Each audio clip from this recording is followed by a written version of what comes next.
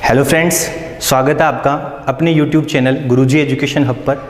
मैं अंकित शर्मा आपके लिए लेकर के आया हूं एक बहुत ही शानदार वीडियो, जो कि प्रेजेंट टाइम में जो कोरोना वायरस चल रहा है उसके बारे में आज अपन साइंस के इस वीडियो में बात करेंगे। तो चलिए शुरुआत करते हैं। सबसे पहले अपन बात करते हैं कि कोरोना वायरस है क्या चीज़, कहाँ से यह कोरोना वर्ड आया है, कोरोना वायरस का पास्ट क्या था, कोरोना वायरस का प्रेजेंट क्या है और कोरोना वायरस का फ्यूचर क्या है। इस तीनों चीज़ों के बारे में आज अपन इस वीडियो में डिस्कस करते हैं।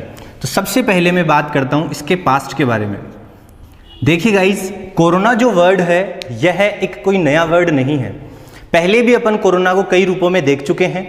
मैं आपको जानकारी के लिए बता दूं, सबसे पहले बात करते हैं सार्स वर्ड। यह भी एक प्रकार का रोग है सार्स, जिसके बारे में अपन बात करते हैं। सबसे पहले फुल फॉर्म क्या होती है गाइस सार्स की? Severe acute respiratory syndrome. क्या फुल फॉर्म हो जाएगी? सेवियर एक्यूट रेस्पिरेटरी सिंड्रोम जो है वो सार्स की फुल फॉर्म होती है। सार्स जो है वह चाइना से आया था गाइस। यह भी कहां पर फैला था? सबसे पहले चाइना में। ये बातें हैं उन दिनों की जब 2003 का वक्त था। 2003 में चाइना में यह रोग काफ़ी फैला था, जिसमें हम बात करें लगभग 8000 लोग जो है वो इससे संक्रमित हो चुके थे। काफ़ी अधिकांश लोग इसमें मारे भी गए थे। इसको जो है फैलाने के लिए यहाँ पर आप देख सकते हो वाहक के रूप में जो है वो बिल्ली यहाँ पर जो है वाहक के रूप में कार्य कर रही है। वाहक का मतलब होता है जैसे कोई रोग जिस माध्यम से हमारे में ट्रांसमिट हो। जैसे आपको मलेरिया के बारे में अच्छे से पता है। मलेरिया जो है गाइज, जैसे आपको पता है कि मलेरिया प्लाज्मोडियम परजीवी से होता है, लेकिन उसको फैलाने के लिए वाहक के रूप में कौन सी कार्य करती है? मादा एनाफ्लिज मच्छर। सेम एज इट इज यहाँ पर भी हम देख सकते हैं वाहक के रूप में कौन काम कर रही है बेटा जी? बिल्ली जो है यहाँ पर वाहक के रूप में काम कर रही है। इससे सार्स जो है, इसका जो वायरस जो था वो था सार्स कोरोना वायरस। क्या था? सार्स कोरोना वायरस, या जिसको अपन लिख सकते हैं सार्स को वी। CO का मतलब यहां पर कोरोना है, V का मतलब वायरस, और सार्स जो है अपना रोग हो गया है। ठीक है, फिर अपन बात करते हैं सार्स के बाद में दूसरा जो रोग है वह है अपना मर्स। सार्स जैसा ही एक रोग और था मर्स जो है, उसके बारे में अपन बात करते हैं। मर्स जो है, मर्स की फुल फॉर्म क्या होती है guys? Middle east respiratory syndrome. क्या? मिडिल ईस्ट रेस्पिरेटरी जो सिंड्रोम है मर्स, यह जो है मिडिल ईस्ट, बिल्कुल आप ये नाम याद रख सकते हो। मिडिल ईस्ट का मतलब है मिडिल ईस्ट एरिया, या फिर मैं बात करूं कि मध्य पूर्वी जो एशिया है या मध्य पूर्वी जो एरिया जो था उसमें यह रोग जो है काफी फैला था। ये बातें हैं 2012 की। कब फैला था यह रोग? 2012 में। और इस 2012 के अंदर जो है इस रोग को फैलाने के लिए यहाँ पर, जैसे अपन इस सार्स में देखे थे वाहक के रूप में कौन काम कर रही थी? बिल्ली। वैसे ही यहाँ पर वाहक के रूप में कौन काम कर रहा है? देख सकते हो आप क्या काम कर रहा है यहाँ पर? ऊंट जो है वो यहाँ पर वाहक का काम करेगा। फिर अपन बात करते हैं वर्तमान में जो है जो चल रहा है वह है हमारा कोरोना। क्या नाम है? कोरोना। कई कलाकार तो इसको पढ़ने में भी गलत कर देते हैं। कई बोलते हैं कोरोनो, कई बोलते हैं करोना। अरे भाई कलाकारों, सही से पढ़ो तो सही इसको। ये क्या चीज है? कोरोना। तो आपको इसको क्या पढ़ना है आपसे? कोरोना। चलिए इसके बारे में अपन बात करते हैं कि कोरोना जो है कहां से आया था, कितने पेशेंट इसमें हो चुके हैं, और क्या जो है कोरोना के बारे में प्रेजेंट पास्ट और इसका फ्यूचर क्या है वो उसके बारे में अपन डिस्कस करते हैं। तो चलिए आइए गाइस देखते हैं कोरोना के बारे में। कोरोना, कोरोना जो है इसका दूसरा नाम आप कोविड-19 भी याद रख सकते हो। क्या याद रख सकते हो? कोविड-19। कोरोना जो है इसके बारे में अपन देखते हैं गाइस। कोविड का मतलब क्या है? देखो यहां पर CO का मतलब है कोरोना। क्या मतलब है? कोरोना। VI का मतलब है वायरस, D का मतलब है डिजीज, और 19 का मतलब है 2019। कहने का मतलब यह जो रोग है 2019 में सबसे पहले देखा गया था, इस वजह से इसको नाम क्या दे दिया जाता है? Corona virus disease 2019। चलिए फिर अपन बात करते हैं ये जो कोविड-19 है, ये वर्ड जो है, या फिर मैं कहूं कि WHO ने इस कोरोना को कोविड-19 जो है नाम कब दिया था, तो ये उन दिनों की बात है 11 फरवरी 2020 को। 11 फरवरी 2020 को इसने कोविड-19 जो है वर्ड इसको नाम दिया गया था। फिर अपन बात करते हैं कोरोना जो है, ये इसका ओरिजिनल नेम क्या है? क्या नाम है इसका ओरिजिनल? इसका ओरिजिनल नाम है गाइस सार्स कोविड या सार्स कोरोना वायरस 2। हम कह सकते हैं क्या, जैसे मूवीज भी आती है ना, हाउसफुल फर्स्ट, हाउसफुल सेकंड, वैसे ही ये भी क्या है अपने आप में, जैसे पहले सार्स फर्स्ट वाला था इसलिए ये सेकंड नंबर पे आया, तो इसको अपन क्या बोलेंगे, सार्स कोवी-2 या सार्स कोरोना वायरस सेकंड। चलिए हम बात करें इसको जो फैलाने के लिए वाहक के रूप में यहां पर कौन थी, तो आपको अच्छे से याद होगा चमगादड़, बैट। देख सकते हो आप, बैट, चमगादड़ आप सारे के सारे जानते हो। और आपको अच्छे से पता है कि चाइना वालों ने क्या किया था, चमगादड़ का सूप पिया था, और चमगादड़ के सूप के पीने की वजह से यह रोग मनुष्य में ट्रांसमिट हुआ और एक से दूसरे में यह रोग फैलता गया। चलिए फिर अपन बात करते हैं कि ये कोरोना जो है एट प्रेजेंट बहुत ही शानदार मुद्दा बना हुआ अपने आप में। कोरोना जो है आप देख सकते हो पूरे वर्ल्ड में लगभग 47.5 लाख, हमारे इंडिया में 95,000 से अबव, 95,000 से अबव केसेस, हमारे राजस्थान में 5500 से भी ज़्यादा कोरोना के केसेस जो है वर्तमान में देखे जा चुके हैं। कोरोना जो है ये, इसके प्रेजेंट के बारे में अगर अपन चर्चा करते हैं तो देखिए, मैंने कहा कि 11 फरवरी 2020 को इसको क्या नाम दिया था गाइज, कोविड-19। एक में एक रिलेटेड वर्ड और बोलता हूं आपको कि WHO ने जो है इसे पैंडेमिक कब घोषित किया। पैंडेमिक का मतलब होता है महामारी। बहुत ही शानदार क्वेश्चन, एग्जाम की दृष्टि से बहुत इंपॉर्टेंट है कि WHO ने इस कोरोना को पैंडेमिक, पैंडेमिक का मतलब होता है महामारी। गाइस देखिए 3 टाइप से डिजीज स्प्रेड होती है, एक होती है एपिडेमिक, एक होती है एंडेमिक और एक होती है पैंडेमिक। देख सकते हो आप, एपिडेमिक का मतलब क्या होता है, ऐसी डिजीज जो सिर्फ एक कम्युनिटी से लेकर के कंट्री तक सीमित हो। फिर अपन बात करें दूसरी, एंडेमिक का मतलब होता है ऐसी डिजीज जो सिर्फ एक क्षेत्र विशेष तक सीमित हो, और पैंडेमिक का मतलब होता है महामारी। कहने का मतलब जो एक क्षेत्र से, एक देश से पूरे वर्ल्ड पर जो है वो कब्जा कर लेती है। तो यह जो है WHO ने इस पैंडेमिक जो है वो कब घोषित किया गया था, तो आप ध्यान रखना 11 मार्च 2020 को, 11 मार्च 2020 को WHO ने इसे पैंडेमिक या महामारी जो है वो घोषित कर दिया गया था। चलिए तो अपन बात करते हैं कहां से यह कोरोना जो है वो फैला था। सबसे पहले कहां पर इसका केस देखा गया था, आप सबको अच्छे से पता है क्या। सबसे पहले हम देखते हैं कि फर्स्ट केस, आप बताइए, चलिए कईयों को तो पता भी होगा अच्छे से कि फर्स्ट केस जो है वो कोरोना का कहां पर देखा गया, तो कहां पर देखा गया, वुहान। और वुहान कहां पर है, चाइना। फर्स्ट केस जो है वो कोरोना का कहां पर देखा गया, वुहान में। कब की बातें हैं ये, 15 नवंबर की। कब, 15 नवंबर। 15 नवंबर को जो है फर्स्ट केस जो है यहां पर देखा गया कोरोना का, कहां पर, वुहान, चाइना में।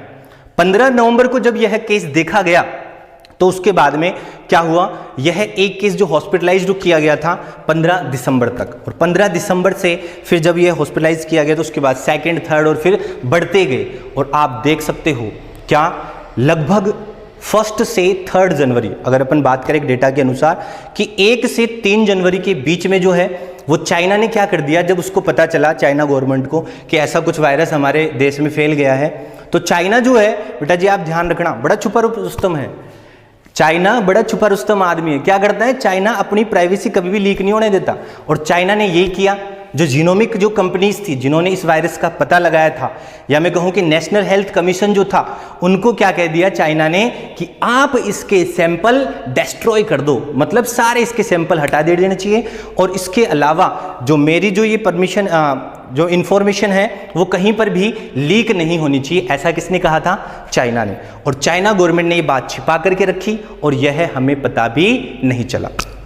फिर हमें पता कब चला और हमारे इंडिया में यह कब आया और कैसे हमारे इंडिया में यह फैला, इसके बारे में भी अपन बात करते हैं। देखिए गाइज, चाइना के अंदर जो है न्यू ईयर जो सेलिब्रेट किया जाता है, जैसे आपको पता है हमारे भी न्यू ईयर जो सेलिब्रेट है 1 जैन को करते हैं, 1 जनवरी को, ठीक है, या 31 की नाइट को अपन सेलिब्रेट करते ही हैं, ठीक है। उसके अलावा मैं हिंदू न्यू ईयर की बात करूं तो अपन चैत्र शुक्ल प्रतिपदा को मनाते हैं। और चाइना के अंदर जो एक लूनार न्यू ईयर वहां पर सेलिब्रेट होता है 23 से लेकर के 30 जनवरी तक, ठीक है, 23 से 30 जनवरी तक वहां पे एक वीक होता है, उसमें वो लोग लूनार न्यू ईयर सेलिब्रेट कर सकते हैं। देखिए आप इस तरीके से वो सेलिब्रेट कर रहे हैं, ठीक है। तो वो लोग क्या करते हैं, उस टाइम पर उनका जो न्यू ईयर जो होता है वहां पर वो सेलिब्रेट करने के बाद पूरे विश्व में घूमने के लिए जाते हैं। और जब वुहान के अंदर 23 जनवरी से पहले ही जब लाखों की संख्या में कंफर्म केस हो गए थे, पॉजिटिव जो है कोरोना के इतने सारे पेशेंट थे, इसके बावजूद भी चाइना के लोग रुके नहीं, पिकनिक मनाने के लिए निकल गए बेटे। अब वहां से वो लोग इटली गए, अमेरिका गए हैं, ऑस्ट्रेलिया गए, कई अपने इंडिया में भी आए हैं, और ऐसे करते करते पूरे देश में जो है वो कोरोना वायरस से चाइना वालों ने फैला दिया। ओके, चलिए तो अब अपन बात करते हैं आगे इसके बारे में कि इसकी ट्रैवल हिस्ट्री अपन ने कर ली कि कोरोना जो है चाइना से आया था, भारत में जो है वो भी फैल गया है। चलिए एक क्वेश्चन पूछता हूं मैं आपको कि भारत में पहला कोरोना का पेशेंट या पहला कंफर्म्ड केस कब मिला था? तो आप ध्यान रखना 30 जनवरी को। कब? 30 जनवरी को भारत में पहला कोरोना का जो है फर्स्ट केस यहां पर देखा गया था। इसकी स्ट्रक्चर के बारे में अगर मैं बात करूं कि संरचना कैसी होती है, इसकी संरचना जो है वो कैसी होती है, और संरचना के बारे में एग्जाम में डेफिनेटली क्वेश्चन आएगा गाइस। देखिए आप इसकी संरचना आपको दिख रहा होगा कि यहां पर देखिए चारों तरफ आपको इसको प्रोटीन के स्पाइक्स दिख रहे हैं, दिख रहे हैं प्रोटीन के स्पाइक्स। ओके, फिर मैं बात करूं आरएनए जो है वो आपको दिख रहा है, सिंगल स्ट्रैंडेड इसके अंदर आरएनए होता है, ठीक है। फिर अपन बात करें या आपको ग्लाइकोप्रोटीन दिख रही होगी, और मैं यहां पर बात करूं कि लिपिड की जो है बाइलेयर संरचना आपको दिख रही होगी। ओके, फिर अपन बात करें कि ये जो है सिंगल स्ट्रैंडेड जो इसके अंदर आरएनए होता है, ये इसके स्ट्रक्चर के बारे में अपन ने बात कर ली। ये स्ट्रक्चर अगर हम माइक्रोस्कोप का मतलब सूक्ष्मदर्शी से मैं यदि इसका चित्र देखूं तो मुझे कैसा लगेगा गाइज? Crown like. क्राउन का मतलब होता है मुकुट जैसा। कैसा दिखेगा? मुकुट जैसी जो है वो संरचना हमारे किसकी होती है? इस कोरोना वायरस की। ओके, और बात करते हैं अपन इस कोरोना वायरस के बारे में कि वायरस जो है कोई भी हो, कोरोना की बात नहीं है, कोई भी वायरस जो होता है वो, चलिए आपसे क्वेश्चन के बारे में पहले भी मैं क्लास में डिस्कस कर चुका हूं। आपसे क्वेश्चन है कि कोरोना एक कोशिकीय होता है या बहुकोशिकीय? बताइए जरा। बिल्कुल गलत जवाब। क्या? कोरोना न एक कोशिकीय होता है बेटा जी, नहीं बहुकोशिकीय। कोरोना क्या होता है? अकोशिकीय। कहने का मतलब कोरोना के अंदर कोशिका पाई ही नहीं जाती। यस और नो? तो कोरोना क्या बोलेंगे अपन? अकोशिकीय, मतलब इसके शरीर में कोशिका ही नहीं है और इसकी संरचना भी तभी पता नहीं लग पाती। ये कोरोना जो है या कोई भी वायरस ले लीजिए, अपन बात करें कि किस किस से मिलकर के यह बना होता है, तो हम कह सकते हैं कि यह आरएनए और, या मैं यूं कहूं कि न्यूक्लिक एसिड, जिसमें अपन आरएनए डीएनए की बात करते हैं बेसिकली, या फिर आरएनए बेसिकली इसके अंदर ज़्यादा मात्रा में पाया जाता है, तो न्यूक्लिक एसिड बोल दीजिए आप, कोई दिक्कत वाली बात नहीं। न्यूक्लिक एसिड और प्रोटीन से मिलकर के हमारा जो है वायरस बना होता है। फिर अपन बात करें वायरस जो होता है ये इसका नेचर कैसा होता है। देखिए वायरस क्या करता है, एक विशियस साइकिल होती है इसके अंदर। क्या होती है? Vicious cycle. इस विशियस साइकिल के थ्रू जो है जब तक 14-15 दिन तक अगर इसको कोई होस्ट सेल नहीं मिलती ना, होस्ट सेल का मतलब है जैसे इस कोरोना वायरस बाहर पड़ा, इसको मैं अगर मिल जाऊं तो मेरे लिए क्या हो गया? मैं उसके लिए क्या हो गया? होस्ट सेल हो गया, मेजबान कोशिका, ठीक है। तो अगर इस कोरोना मतलब बुलाने वाली, अरे मेजबान, जैसे मान लो अपन किसी गेस्ट को बुलाते अपन घर पे, अपन क्या हो गए? होस्ट हुए कि नहीं हुए? तो वैसे ही अपन इसको एंटर अपने शरीर में करेंगे तो क्या बोलेंगे? Host cell. तो जब तक इसे कोई होस्ट सेल नहीं मिलेगी तब तक यह कैसे पड़ा रहेगा? निर्जीव के रूप में। कहने का मतलब वायरस सजीव और निर्जीव के बीच की योजक कड़ी भी होता है। क्या होता है? सजीव और निर्जीव के बीच की योजक कड़ी, मतलब बाहर निर्जीव है, लेकिन जैसे ही इसको कोई होस्ट सेल मिली, किसकी तरह ट्रीट करेगा? ये सजीव की तरह ट्रीट करेगा। ओके, चलिए फिर अपन बात करते हैं इसके बाद में अपन बात करते हैं कि ये कैसे नेचर का होता है। एक शानदार सबसे बहुत ही प्यारी चीज है इसके अंदर, म्यूटेशन। ध्यान रखना आप, क्या? उत्परिवर्तन। सबसे खतरनाक प्रॉपर्टी है ये वाली इसकी, क्या? उत्परिवर्तन वाली। कैसे? जैसे हम बात करें कि वायरस जो होता है ना, उसका सबसे खतरनाक वाली प्रॉपर्टी मानी जाती है उत्परिवर्तन। कैसे गाइस? देखिए कि अगर वायरस हमारे शरीर में प्रवेश करता है तो हमारे अंदर बहुत सारे चेंजेस जो है ये ला देता है, इसलिए इसके सबसे खतरनाक गुण माना जाता है उत्परिवर्तन। ये वाली चीज भी आप ध्यान रखना। ओके, फिर अब अपन बात करते हैं इससे रिलेटेड कुछ और चीजों के बारे में जो कि आपको बहुत ही पूछी जाएगी और एग्जाम की दृष्टि से भी इंपॉर्टेंट है, और आपने नाम भी सुना होगा। क्या आपने HCQ का नाम सुना है? चलिए आज उसके बारे में भी अपन डिस्कस करते हैं। क्या आपने इसके वैक्सीन के बारे में सुना है? चलो सुना देते हैं, आज नहीं सुना तो खुशखबरी भी दे देते हैं आपको, ठीक है। क्या आपने इसके टेस्ट के बारे में सुना है? चलो तीनों चीज़ें आज अपन इसके बारे में और डिस्कस करते हैं। चलिए एक चीज़ और बता दूं मैं इनको बताने से पहले कि वायरस जो होता है ना, ये एक माइक्रो ऑर्गेनिज्म होता है। माइक्रो ऑर्गेनिज्म का मतलब है सूक्ष्म जीव। सूक्ष्म जीव जिनको हम आंखों से बिल्कुल नहीं देख सकते, और किसी भी सूक्ष्म जीव का अगर आप अध्ययन करते हो तो उसको अपन क्या बोलते हैं? माइक्रोबायोलॉजी। क्या बोलते हैं गाइस? माइक्रोबायोलॉजी। और माइक्रोबायोलॉजी के फादर आपको अच्छे से पता होगा, चलिए बता दीजिए एक बार मेरे को, who is the father of microbiology? Yes, बिल्कुल सही जवाब। क्या? Antony von Leeuwenhoek. कौन होता है इस फादर ऑफ माइक्रोबायोलॉजी के अगर बारे में आपको पूछा जाए तो आप क्या बताओगे? एंटोनी वॉन ल्यूवेनहॉक इसका क्या है? जनक है, ठीक है। चलिए अब अपन बात करते हैं HCQ।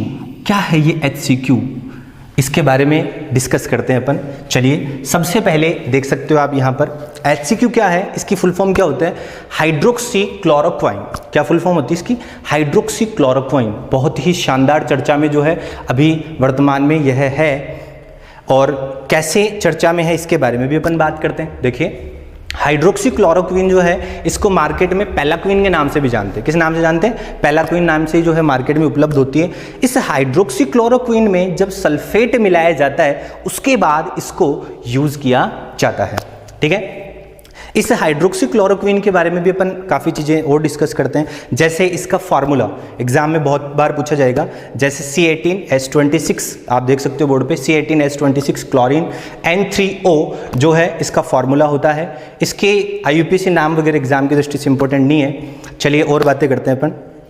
आपसे क्वेश्चन पूछता हूँ, जैसे आपने पढ़ा होगा, पता भी है आपको क्या कि कोरोना वायरस है या फिर मैं कोई भी, जैसे रेस्पिरेटरी मैंने इसको नाम दिया था, सार्स नाम दिया था, इसका मतलब ये श्वसन से रिलेटेड है, और श्वसन से रिलेटेड है इसका मतलब ये हमारे फेफड़ों को तो प्रभावित करेगा ही करेगा, यस और नो? बिल्कुल। तो मैं पूछना चाहता हूँ क्या कि ये जो HCQ है, या मैं यूँ कहूँ कि क्या ये जो HCQ है या फिर ये कोरोना वायरस जो है वो हमारे फेफड़ों के अलावा जो है क्या किडनी को भी इफेक्ट करता है क्या? एक बार सोचिए देखें कि हमारे फेफड़ों को तो ये प्रभावित करता है, सिंपल सी बात है, लेकिन इनके अलावा क्या यह हमारी किडनी को इफेक्ट करता है? यस और नो? बिल्कुल राइट आंसर, यस। क्या यह फेफड़ों के अलावा हमारी किडनी को भी इफेक्ट करेगा? कैसे? देखते हैं चलिए।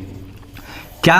देखिए हमारी जो किडनी होती है, गुर्दे जिसको अपन कहते हैं, ये किडनी क्या करती है? जब हमारे शरीर में ऑक्सीजन की कमी हो जाती है, क्या हो जाती है? हमारे शरीर में, ब्लड में अगर ऑक्सीजन की कमी हो जाती है, मैं क्लास में बता चुका हूँ, किसी भी चीज़ की अगर हमारे शरीर में कमी होती है, कमी के लिए अपन वर्ड यूज करते हैं हाइपो।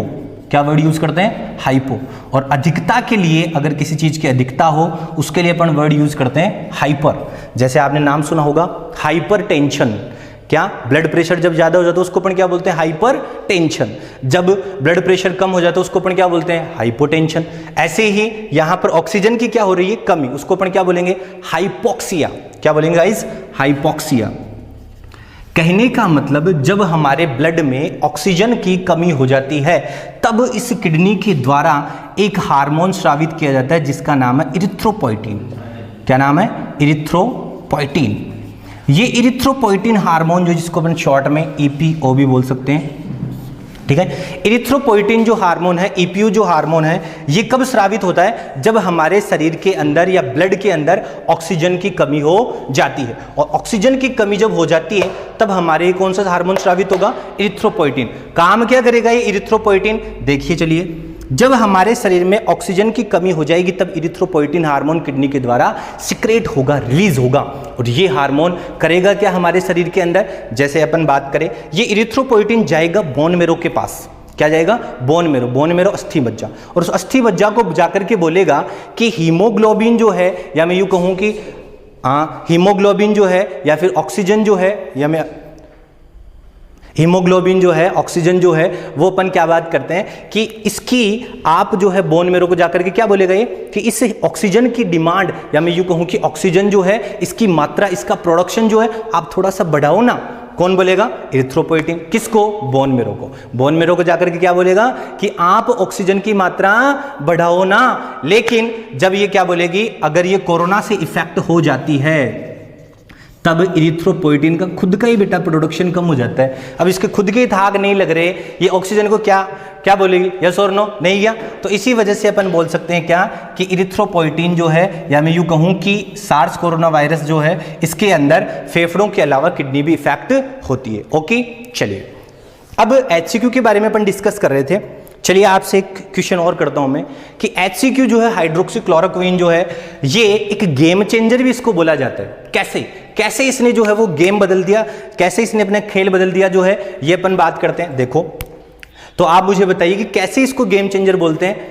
चलो नहीं पता, कोई बात नहीं, मैं बताता हूं। गेम चेंजर कैसे बोला जाता है? क्योंकि जब हमारे शरीर में HCQ की सप्लाई हो रही है, उस दौरान ये क्या काम करेगी बेटा जी, हमारे शरीर के अंदर जैसे इस HCQ की सप्लाई होगी, यह ऑक्सीजन के लेवल को बढ़ा देगा।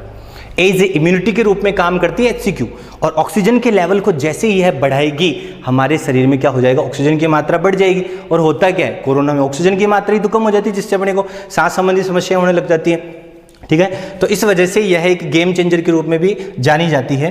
HCQ के बारे में आपको और भी कई चीज़ें पता होगी, जैसे HCQ जो है, हाइड्रोक्सीक्लोरोक्विन, काफ़ी लगभग सभी देशों ने मतलब इसकी डिमांड करी थी। आप देख सकते हो डोनाल्ड ट्रंप जो है, हमारे मोदी जी से कैसे जो है, प्राइम मिनिस्टर से कैसे जो है इसकी डिमांड कर रहे हैं। इसके अलावा जैसे अपन बात करें, जैसे ब्राज़ील जो है, इसके जो प्रेसिडेंट जो है, आप देख सकते हो जेयर बोल्सोनारो जो है, कितना प्यारा नाम है, देखो हैं, ऐसे नाम जैसे अपने वालों के नहीं होते, अपने वालों के तो जैसे नाम ऐसे होते हैं, धूड़ो, बगूतो और फुलोर हैं, और इनका नाम देखो कितना प्यारा नाम है, जेयर बोल्सोनारो है। इसको आप देख सकते हो, और काफ़ी फेमस भी थी, याद भी होगा आपको, इटली के प्रधानमंत्री की रोती हुई तस्वीर। ये वो आदमी, गौर से देखो इनको, हैं, इटली की रोती हुई प्रधानमंत्री की जो तस्वीर आपको दिखाई गई थी, वो इन्हीं की थी। और ये भी जो है, देख लीजिए, हमारे इंडिया से क्या कर रहे हैं, HCQ की डिमांड कर रहे हैं। क्या कहा था इन्होंने, देखिए HCQ जब इनको सप्लाई दे दी गई, उसके बाद इन्होंने क्या कहा था, बहुत ही शानदार बात। देखिए लॉकडाउन में है ना, और कुछ तो फैला लेकिन चारों तरफ है ना रामायण जरूर लोग देखने लग गए हैं। क्या कहा इन्होंने, देखो कि जैसे जो है रामायण में हनुमान जी ने क्या किया था, लक्ष्मण जी के लिए हिमालय से संजीवनी लेकर के आए थे, सेम एज इट इज हमारे लिए भी यह एक क्या कर रहा है, HCQ एक संजीवनी के रूप में काम कर रही है। और मोदी जी को इन्होंने क्या बता दिया, हनुमान जी बता दिया। ठीक है, चलो और बात करते हैं। तो श्रीलंका ने भी जो है HCQ की डिमांड की थी, पैरासीटामोल के लिए भी कहा था। ठीक है, आपको मैं बता दूं, HCQ जो है गाइज, इसका सबसे पहले प्रोडक्शन 1955 में US में हुआ था। यूनाइटेड स्टेट्स जो है इसका प्रोडक्शन करने वाला सबसे पहला कंट्री था। और देख सकते हो आप आज क्या USA खुद जो है इंडिया से इसकी क्या कर रहा है, डिमांड कर रहा है। यस और नो? तो देख सकते हो आप क्या कि जो पसीने की शाही से जो अपने इरादों को लिखते हैं ना गाइज, देखिए 2 लाइन पेश करना चाहूँगा मैं। पसीने की शाही से जो अपने इरादों के लिखते हैं, उनके मुकद्दर के सफ़ेद पन्ने कभी कोरे नहीं हुआ करते हैं। तो देख लीजिए, आप इंडिया से सीख सकते हो कि जहाँ पर ये इंडिया वालों ने खुद इसे बनाया नहीं था, लेकिन आज खुद जो है, जो बनाने वाले को खुद सप्लाई कर रही है। ठीक है, चलिए अब अपन बात करते हैं HCQ के बाद में इसके टेस्ट के बारे में। इसका जो टेस्ट जो है, परीक्षण जो है, टेस्टिंग जो किट है या टेस्ट जो है, वो किस नाम से जाना जाता है? तो बहुत ही प्यारा नाम है इसका, RT-PCR। राज्यों की बात को नहीं बेटा, RT को नहीं था कड़ी रजनीगंधा तुलसी ना। RT का मतलब क्या है, रिवर्स ट्रांसक्रिप्शन, और PCR का मतलब क्या है, पॉलीमरेज चेन रिएक्शन। कहने का मतलब क्या फुल फॉर्म होगी इसकी आरटीपीसीआर की, कि reverse transcriptase polymerase chain reaction जो टेस्ट है वो किसके लिए काम में लिया जाता है, कोरोना के लिए यह टेस्ट जो है वो काम में लिया जाता है। तो देखिए अपनी 3 चीजें थी, एक HCQ, एक टेस्ट और एक मैं यहाँ पर कहूँ वैक्सीन। तो चलिए वैक्सीन के बारे में अपन डिस्कस करते हैं, ठीक है, किसका टीका जो है वो बन रहा है कि नहीं बन रहा, ठीक है, कौन इसके टीके बना रहे हैं और हमारे लिए कब तक जाकर के हमें मिलेगा। तो कुछ क्वेरी आपके मन में भी होगी इसके लिए कि जल्दी से बस टीका आ जाए और हमारी पहले वाली लाइफ जो वापस शुरू हो जाए। तो चलिए वो भी आपके लिए अवेलेबल करवाते हैं। तो देखिए वैक्सीन जो है या टीका जो है वो इसका कब और कैसे जो है बन रहा है। देखिए लगभग हम बात करें काफ़ी कंट्री जैसे अपन देख सकते हैं अमेरिका है वो भी इसके लिए ट्राई कर रहा है, ठीक है, ऑस्ट्रेलिया है, ठीक है, चाइना है, इंडिया खुद भी, इंडिया की भी जैसे कई फार्मा सेक्टर की जो बड़ी बड़ी कंपनियां हैं वो इसके लिए वैक्सीन बनाने के लिए अभी काम कर रही है। जैसे हम देख सकते हैं कि इंडिया की 3 बिगेस्ट कंपनी है, ठीक है, एक जाइडस कैडिला, क्या नाम है, जाइडस कैडिला, एक है बायोलॉजिकल लिमिटेड, क्या नाम है, बायोलॉजिकल लिमिटेड, और तीसरी कंपनी है हमारी SII या मैं यूँ कहूँ सीरम इंस्टीट्यूट ऑफ इंडिया। 3 बड़ी बड़ी कंपनियां हैं, देखो जाइडस कैडिला, बायोलॉजिकल लिमिटेड और सीरम इंस्टीट्यूट ऑफ इंडिया। इन तीनों की तीनों कंपनियों ने क्या प्रोडक्शन चालू कर दिया, इसके वैक्सीन बनाने के लिए जो है वो काम शुरू कर दिया है। इनके बारे में भी अपन थोड़ा डिस्कस कर लेते हैं। देखो जाइडस कैडिला बहुत ही फेमस कंपनी है, देख सकते हो आप, और सबसे ज़्यादा मात्रा में HCQ का प्रोडक्शन भी कौन करती है, जाइडस कैडिला। हमारी इंडिया की यह कंपनी सबसे ज़्यादा मात्रा में क्या करती है, हाइड्रोक्सी क्लोरोक्विन जो अपन मलेरिया के लिए जो यूज करने वाली जो वर्तमान में कोरोना वायरस के अंदर यूज करी जा रही है एज ए इम्यूनिटी के रूप में, उसका प्रोडक्शन करने वाली सबसे बड़ी कंपनियों में से एक है जाइडस कैडिला, ठीक है, यह जो है इसके लिए वर्कआउट कर रही है। इसके अलावा जैसे अपन बात करें बायोलॉजिकल लिमिटेड जो है वो हेल्दी प्रोडक्ट्स बनाने में काफ़ी माहिर है। हेल्दी प्रोडक्ट्स जो है वो काफ़ी ज़्यादा उत्पादन जो है इस बायोलॉजिकल लिमिटेड के द्वारा किया जाता है। अगर ये बनाएगी ना तो काफ़ी सस्ता वैक्सीन बनाएगी, ठीक है, सस्ता जो है टीका बनाएगी, हेल्दी प्रोडक्ट्स बनाने वाली यह बायोलॉजिकल लिमिटेड कंपनी जो है ये, और मार्च से इसके अंदर चालू भी हो गया था काम। देखा जाए तो लगभग इसका जो टारगेट है अपन बोल सकते हैं कि 10 बिलियन के लगभग यह अपने लिए वैक्सीन तैयार कर रही है। और एक सबसे शानदार मोस्ट इंपॉर्टेंट थिंग आप देख सकते हो फोटो के अंदर, क्या कि यहाँ पर देखिए ऑक्सफोर्ड यूनिवर्सिटी जो है वो भी इसके लिए ट्राई कर रहा है। और सबसे बड़ी हमारे लिए गर्व की बात है, आपा भी पार्टनर, हाँ आपा को मतलब अपन देशवासी, मतलब हमारी इंडिया की भी जो है एक कंपनी जैसे SII या मैं यूँ कहूँ सीरम इंस्टीट्यूट ऑफ इंडिया जो है ऑक्सफोर्ड यूनिवर्सिटी के साथ मिलकर के इसके लिए जो है वैक्सीन बनाने के लिए काम कर रही है। सीरम इंस्टीट्यूट ऑफ इंडिया जिसने पहले भी अपन बात करें काफ़ी जैसे चेचक हो गया, ठीक है, उसका जो वैक्सीन जो है वो तैयार किया था, ठीक है, जाइडस कैडिला जो है वो भी इसके लिए काम कर रही है, बायोलॉजिकल लिमिटेड भी इसके लिए काम कर रही है। तो इनमें से कोई भी जो है वो कंपनी, जाइडस कैडिला ने भी पहले अपन बात कर सकते हैं कि स्वाइन फ्लू जो है ना उसका वैक्सीन भी जाइडस कैडिला ने 10 साल पहले जो स्वाइन फ्लू जो था उसका जो है वैक्सीन भी इसने जो है तैयार किया था, ठीक है। तो तीनों कंपनियां इसके लिए काम कर रही है। तो गाइज आपको अगर मेरा वीडियो पसंद आया हो या फिर कोई आपको डाउट्स हो या कोई क्वेरी हो तो आप कमेंट बॉक्स में ज़रूर लिखें। अगर वीडियो पसंद आया तो इसको ज़्यादा से ज़्यादा लाइक करें, शेयर करें, सब्सक्राइब करें, और thank you so much, love you all of you, thank you.